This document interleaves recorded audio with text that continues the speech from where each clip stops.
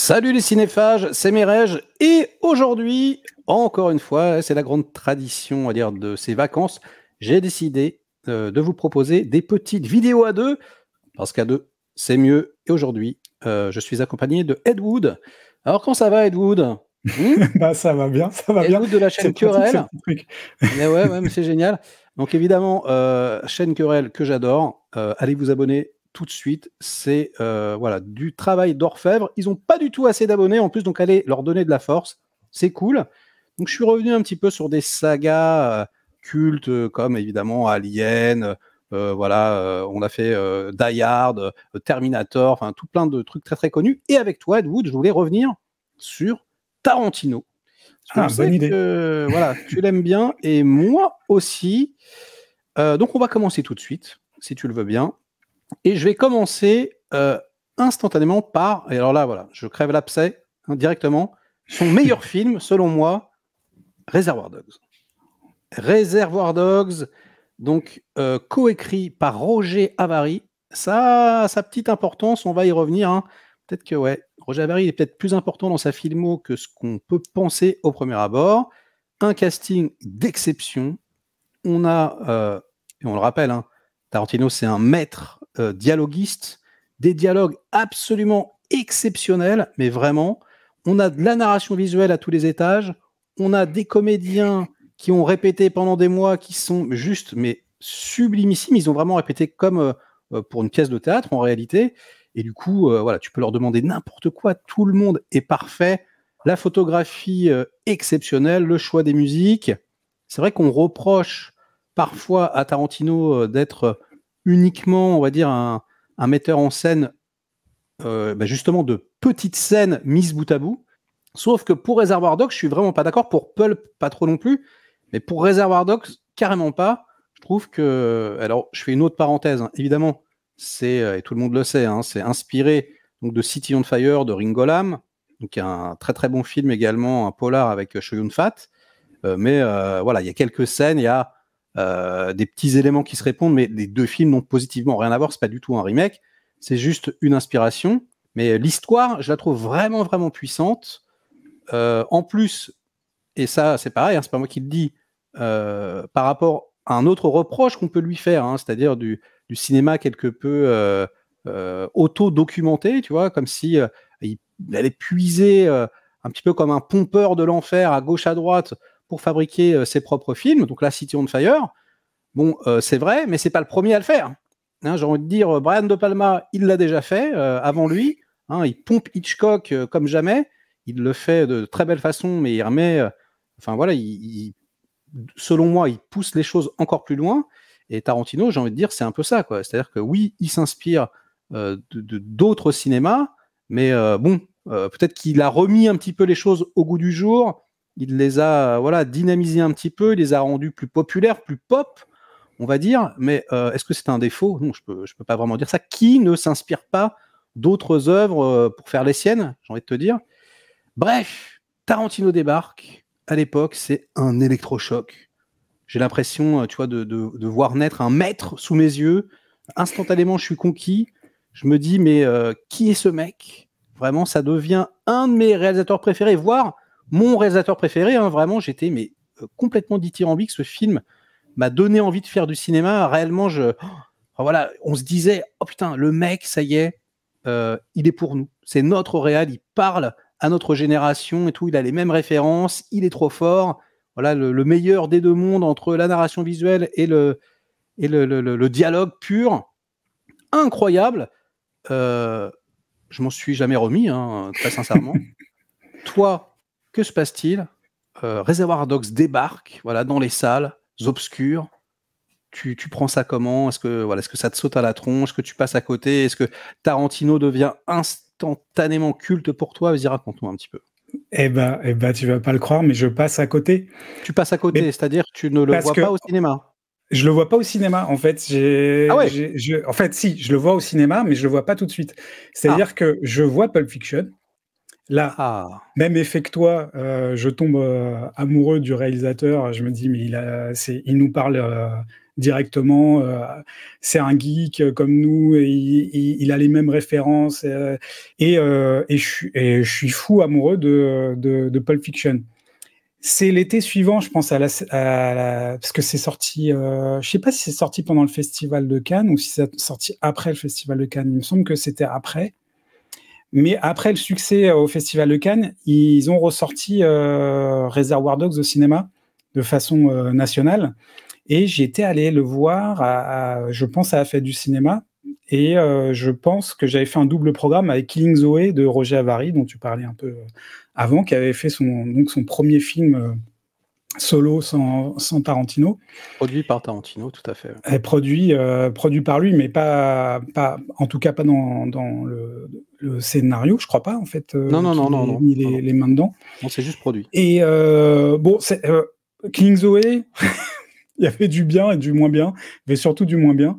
Mais comme je suis un peu ta chaîne, je sais que tu as une petite théorie sur Roger Avary qui serait un petit peu le complément de Tarantino, et que sans lui, eh bien, il y a plus le côté catalyseur, et il part un peu dans tous les sens. Et je suis assez d'accord avec cette théorie. Je pense que Roger Avary, en fait, amenait un petit peu de folie. Tu vois, un côté un petit peu what the fuck, si je puis m'exprimer ainsi. Qu'on voit dans Killing Zoe, mais qui va trop loin, en Exactement. fait. Donc les deux se complètent bien. Non, je pense que tu as raison. Quand tu parles de catalyseur, c'est-à-dire, oui, je pense qu'on a tous connu ça dans le travail. Parfois, tu rencontres quelqu'un qui, en fait, arrive à te lire parfaitement et à te dire, et tu as confiance en lui, donc tu l'écoutes, à te dire quand tu vas trop fort, quand tu vas pas assez fort, quand il faut changer. Je pense que c'était plus ça, Roger Avary. Je suis pas en train de dire que Roger Avary écrivait, parce qu'il écrivait, hein, de toute façon. Oui, mieux que Tarantino, hein, c'est pas ça. Mais en tout cas, je pense que, ouais, mais disons qu'il y avait un premier regard, quoi. Ouais, il lui servait de garde-fou. Et l'écriture à 3, moi je connais, parce que j'ai un spectacle à 3. Et en fait, c'est ça, l'écriture à 3. Tu peux pas laisser une scène tant que les deux autres sont pas d'accord. Donc du coup, même si tu tiens vachement une idée, bah, tu dois trouver une circonvolution pour que ça convienne aux autres. Et là, ça donne quelque chose d'un diamant hyper taillé, quoi, parce que t'es obligé de satisfaire les deux autres tout en gardant ton idée. Donc tu vas vraiment aller à la limite de ce qu'ils acceptent ou pas. Et je pense que dans leur duo, il y a ça aussi. Et c'est pour ça que Killing Zoe, pour moi, c'était très mauvais, parce que il y avait que le what the fuck, en fait. Ouais, il n'y avait pas la construction des scènes, il n'y avait pas. Enfin voilà. Et donc il n'y avait pas la narration visuelle, il n'y avait pas la mise en scène, quoi, en fait. C'est ça. Oui, c'est ça. Et oui. Et pour en revenir à Reservoir Dogs, bah oui, tous les éléments que tu as dit, ça m'a sauté à la figure, mais en contrepoint. Et ce qui était assez fascinant aussi, c'est que il y avait quand même quelque chose d'assez aigriard dans Pulp Fiction. Il y avait une violence décomplexée, mais quasi humoristique, en fait, sur les morts violentes qui peuvent survenir, sur l'hémoglobine qui arrive, ou des scènes où la mort de quelqu'un te provoque un rire nerveux. Oui. Voilà. Bah, je découvre Reservoir Dogs après, où c'est pure violence, quoi. Et il y a pas de dérision dans la violence. Il y a pas. Alors il y a quand même un tout petit peu de dérision, un tout petit peu, quand même, je trouve. Tu vois, dans, je sais pas, le dialogue, tu vois, le côté un petit peu The Mission de Johnito, tu vois, le discours sur Madonna au début, le fait que. Oui, mais pas dans la violence. Non, mais si, il lui coupe l'oreille et puis il lui dit, hey, tu m'entends? Et après, il parle dedans. Tu vois, mais ça, il y a un petit poilou quand même, tu vois. Mais je suis d'accord avec toi, hein. Mais c'est vrai que c'est quand même beaucoup plus frontal. Et c'est beaucoup moins bande dessinée, c'est beaucoup moins caricatural qu'un Pulp Fiction, où clairement, Pulp Fiction, c'est un univers à part. Ça se passe dans le monde de Tarantino, quoi. Alors que Reservoir Dogs, ça se passe sur Terre, quoi. C'est dans notre monde à nous, quoi. Je suis d'accord. Mais c'est marrant que tu reparles de cette scène de l'oreille coupée, parce que, en fait, dans Pulp Fiction, j'ai l'impression qu'on voit vraiment les effets des morts à chaque fois, même quand il y a le dos d'âne. Alors, on voit pas la tête exploser, mais on voit la vitre arrière qui est pleine de sang et tout. Alors que cette scène-là, finalement, on voit pas ce qui se passe. C'est un plan sur le flic, la caméra se détourne, on se doute de ce qui se passe, on comprend tout, et après la caméra revient, et là on comprend ce qui s'est passé. Et c'est tellement bien fait que j'avais lu des critiques de gens qui certifiaient qu'on voyait l'oreille en train de se faire couper et que c'était absolument ignoble de faire ça. C'est vrai. Et alors, cette jouissance dans la pour la violence. petite Alors qu'en fait, anecdote, on la voit pas du tout.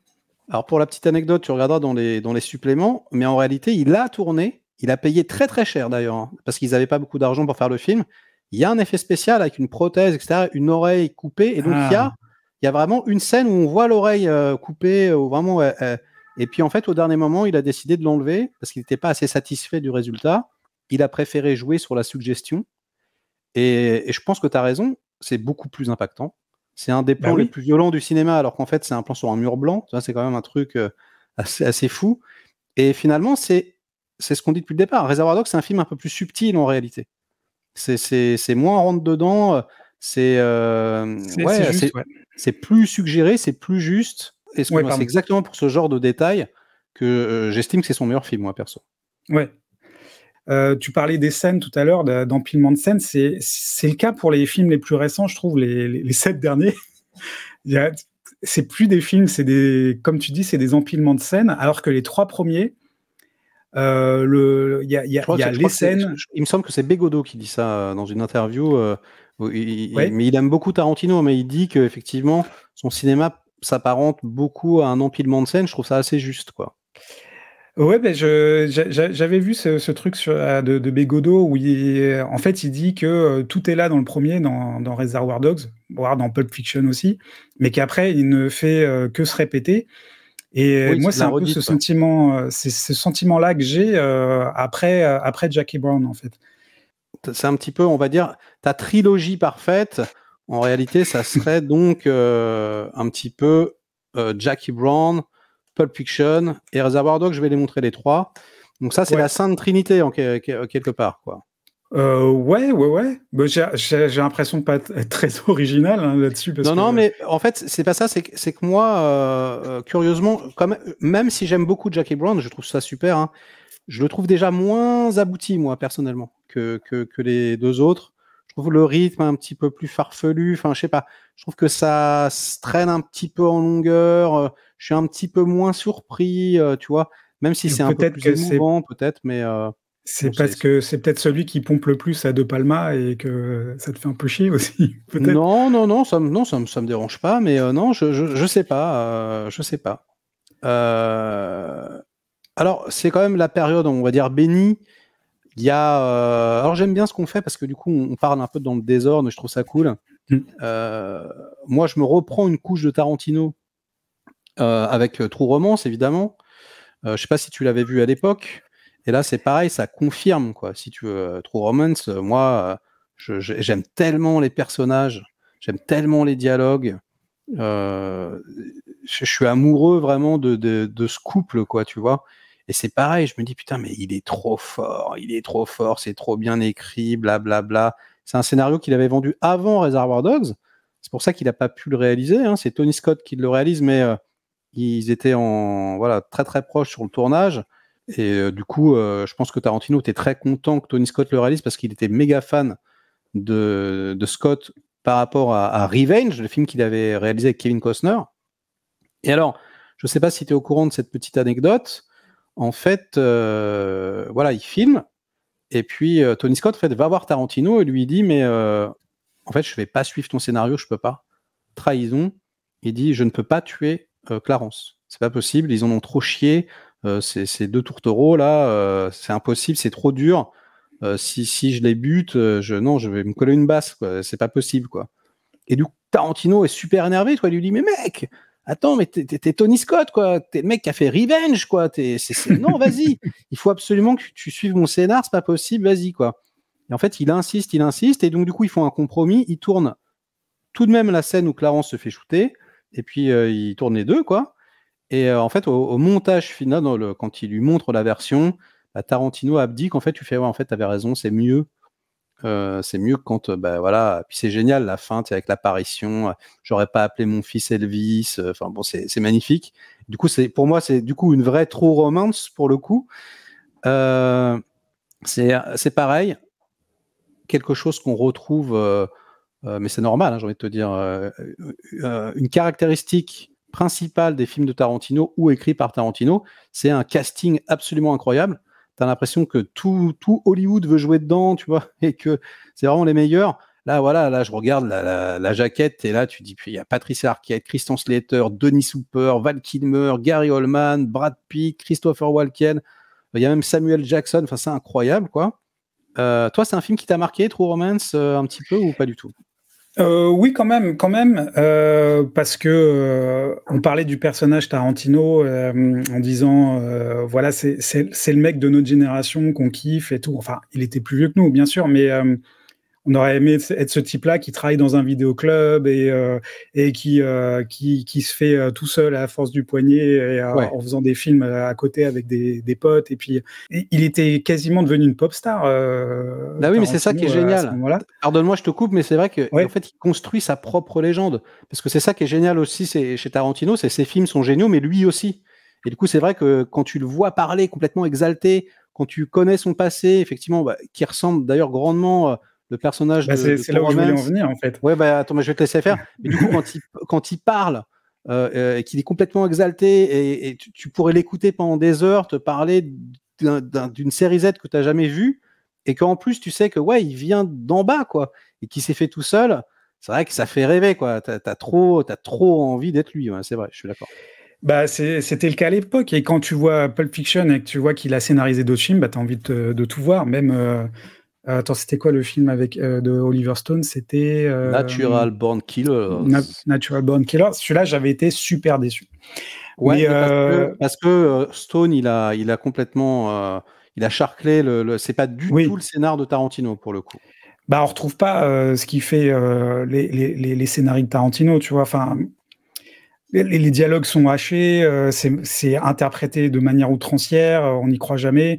Enfin, ça m'a pas plu. Mais là, on en revient à True Romance. Effectivement, le personnage principal, bah, c'est Tarantino tel qu'il s'imagine, quoi. Tel qu'il il romance sa vie.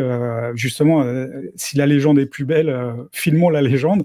Donc, il crée vraiment sa légende parce que est-ce qu'il est vraiment parti de rien? Est-ce qu'il a vraiment vécu dans des quartiers populaires et tout ça? Est-ce que sa mère a vraiment du sang Cherokee? Est-ce que il se crée des trucs un peu comme ça pour essayer de se légitimer, de pas être le bourgeois blanc qui s'empare du cinéma d'exploitation, etc. Mais on ne sait pas à quel point tout ça est vrai. Mais en tout cas, il a fixé ça dans ce scénario-là. On sait ce qu'il voudrait être, en tout cas. On sait ce qu'il voudrait montrer de lui, etc. Et c'est assez Parfaitement. fascinant, ce film-là, de ce point de vue, ouais. Alors, on va parler rapidement aussi, si tu veux bien, Ouais. quand même de Une nuit en enfer, parce que c'est quand même assez culte. Ah, Là, donc Tarantino écrit le scénario et joue à l'intérieur donc du meilleur film de Robert Rodriguez, je pense. Hein, c'est vraiment trop bien, oui, ouais. avec un twist complètement mémorable. C'est-à-dire, on commence comme un film de gangster et puis on finit comme un film de vampire. En fait, on commence comme un film de Tarantino presque, puis on finit comme un film de Rodriguez quelque part, quoi. Avec, bah, toi, il met absolument tout l'amour qu'il a pour les effets pratiques, toute cette période-là. C'est vraiment, quand le film sort à l'époque, un véritable électrochoc. Euh, Qu'est-ce que toi t'en penses et qu'est-ce que tu penses de Tarantino comédien? Bah, dans Pulp Fiction, j'ai beaucoup aimé. Dans Reservoir Dogs, j'ai beaucoup Il est bon? aimé. Bah, en fait, Il est j'aime bon? bien. Il est Ouais. bon, mais il est désagréable. Je sais pas comment dire. Il est un peu malaisant. Et il en joue beaucoup, et particulièrement dans Une nuit en enfer, Ouais, où dans là, l'enfer, il est dégueulasse. il est Ouais. insup, ouais. Il est insupportable. On le déteste. Mais du coup, ça déteint un peu sur ce que je pense de lui en tant qu'acteur. Alors que, effectivement, si tu prends au cas par cas, même dans Django, il est très bon, il est bon à chaque fois. Il faut pas qu'il soit trop présent, quoi. Je pense pas qu'il puisse tenir un rôle sur la Bah, longueur. Et pourtant, je crois que c'est ce qu'il voulait faire en premier, en fait. ouais, bah son meilleur rôle, enfin là où il est le meilleur, où il tient sur la longueur, du coup, c'est Une nuit en enfer. Hein. Il n'a pas fait Oui, mieux oui, oui, depuis, oui. hein, je pense. Hein. Mais par exemple, tu vois, je sais plus, c'est dans Desperado, où il vient juste pour raconter une blague. Ouais, c'est très J'aime drôle. pas trop. Ouais, Moi je j'aime bien. pas, je trouve Ah qu'il ouais, joue j'aime pas bien. très bien. Il en fait des caisses, quoi. Oui, Mais c'est vrai que bah oui, il s'auto-parodie ou non, mais oui, voilà. comme ses films un petit peu. Tiens, d'ailleurs, est-ce que voilà, on va conclure la première partie de cette vidéo avec, si tu veux bien, avec Jackie Brown, parce que on l'a un peu survolé. Je sais que toi, vraiment, tu l'aimes beaucoup. Qu'est-ce que tu peux, pourquoi? Pourquoi c'est un film que tu considères vraiment, tu m'as dit, un Sainte Trinité, voilà, qu'est-ce qui fait que selon toi, c'est aussi bon que Pulp ou Reservoir Dogs? Ce qui est pas mon cas, hein. Moi je trouve, mais peut-être que je me trompe, hein, peut-être que tu vas me donner envie de le revoir, hein, si ça se trouve. Ah non, non, mais alors c'est marrant cette question parce que il y avait un mot à l'époque je crois que ça devait être dans la critique des Inrocks. Ils avaient un mot à la mode, c'était déceptif. Quand un film répondait pas à tes attentes, mais te satisfaisait quand même. Et c'était vraiment ça avec ce film-là. Je crois que je l'aime bien parce qu'il justement il est moins bon. Et étant moins bon, il est obligé de construire son histoire. Pour moi, c'est la meilleure des trois histoires en fait. Parce que c'est très simple, le braquage. Pulp Fiction, finalement, il a eu sa petite idée à la fin de tout dispatcher. Mais si tu remets tout dans l'ordre, c'est assez banal comme film finalement. Il se passe pas grand-chose. Même à l'époque, quand j'avais vu la bande-annonce de Pulp Fiction, je pensais que j'allais pas aimer le film parce que ça me présentait des clichés de films. Genre le type qui doit balader la femme du boss et pas tomber amoureux et finalement tomber amoureux, on l'avait vu plein de fois avant. C'était vraiment même quasi trame de téléfilm et ça me plaisait pas. Et en fait, donc la magie de Pulp Fiction, c'est justement, comme tu dis, les scènes, la construction des scènes, la tension, et puis le what the fuck voilà, par exemple la scène dans le pawn shop là, dans le prêteur sur gage. Bah, tu sais pas du tout où ça va et tu vas de surprise en surprise. Tu tombes sur The Gimp, tu tombes sur l'arrière-salle, tu tombes sur la Non, scène mais de c'est sabre et tout. Enfin, tu ouvres des portes, extraordinaire. des portes, des portes et voilà. Et là, en fait, dans celui-là, bah, c'est une adaptation d'un roman. Donc la matière est solide à la base. Et cette matière solide, bah moi, entièrement satisfaite parce que c'est Elmore Leonard qui est Ouais. vraiment un prince du roman noir. Et moi, j'adore ça, les romans noirs. Et là, ça devient vraiment un roman noir. Et il joue sur la polysémie. C'est vrai que c'est moins un film de petit malin. Voilà, exactement. C'est plus classique. Exactement. Et d'ailleurs, de temps en temps, dedans, il fait son petit malin et j'aime moins.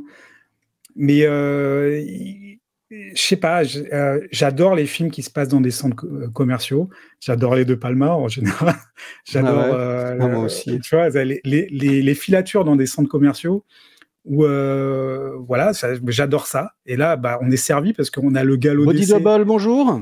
Ouais, voilà, avec Body Double, j'adore ce film. Ah, bah, c'est un chef-d'œuvre. J'adore Bon. cette poursuite, cette Oui, filature ouais, cette filature, ouais. avec Bah, l'ascenseur et très tout. Enfin, et vertigo puis façon. l'érotisme à chaque instant, Ouais. etc. Mais là, pareil. Bon, bah, j'étais à l'époque aussi beaucoup dans les films de Blaxploitation. Bon, ça faisait plaisir de voir remis en avant, même si c'est problématique que ce soit Tarantino et que ça a commencé à faire des petites polémiques avec Spike Lee qui ensuite se sont engrainés et Django Unchained et tout ça. Mais il y a un petit peu de réappropriation culturelle, on peut se le dire quand même. Y compris sur la musique, y compris voilà. Mais il y a quand même, ça se tient quoi. Les personnages n'ont jamais été aussi bien écrits. Enfin, voilà, t'es amoureux. Enfin, c'est la première fois que je veux que le couple se fasse. Et il est beaucoup plus dark parce que elle manipule tout le monde, y compris par l'amour. Et t'en es encore plus bouleversé à la fin pour ce pauvre type. Et enfin, je sais pas, moi, ça me satisfait T'es en entièrement. train de me donner envie, hein. Il y a un truc moi que j'aime énormément dans le film, Ouais. c'est les comédiens, comment il les a détournés de leur case habituelle. Quand tu vois Robert De Niro, mais complètement has-been, qui joue dodo et tout, tu fais waouh, il a osé quoi. Enfin, tu vois, il y a vraiment un truc. tu t'attends pas du tout à ça. Et c'est pareil, Samuel L. Jackson, je trouve que dans celui-là, il en a fait des rôles, Samuel, hein, mais là, je trouve que c'est une de ses meilleures prestas, pour le coup, dans le film, où il est méchant, il est flippant, quoi. Tu sais, la scène où il baisse la lumière, là, et où il menace de l'étrangler, etc. Putain, la vache, quoi, j'avais jamais vu le mec comme ça. Et c'est vrai que ça aussi, ça fait partie des petites subtilités. Tu m'as donné envie, là, je vais le revoir, tiens. Ça fait Mais longtemps attends, que mais je il y l'ai a pas vu. quand il assassine, alors je sais plus comment il s'appelle, c'est pas Marvin, non. Marvin, c'est dans Pulp Fiction. Non, mais tu vois, il lui dit de monter dans le coffre, t'inquiète La Chris pas. Tucker. Ouais. Il va dans le terrain vague, il se passe rien, bon, on est rassuré, et puis bam bam. Enfin, tout est savamment construit. Enfin, je sais pas, Non, j'ai c'est une vrai, c'est vrai. tendresse. C'est vrai J'ai que une c'est bien. tendresse. Et puis, comme je disais tout à l'heure, c'est celui qui pique le plus à De Palma, quand même, avec des split screens, avec des galops d'essai, le supermarché, etc. Moi, j'aime beaucoup. Et Pam Grier, quoi. Pam Grier, Ouais. Et puis, magnifique, quand quoi. on a parlé un petit peu, c'est vrai qu'on n'en a pas parlé jusque-là, mais on est fou, en fait, de ne pas l'avoir fait. C'est quand même le mec, je crois, qui fait les meilleurs BO de films. C'est complètement dingue. D'ailleurs, il le dit en interview, c'est intéressant de le savoir, c'est-à-dire qu'en fait, il construit ses BO avant d'écrire.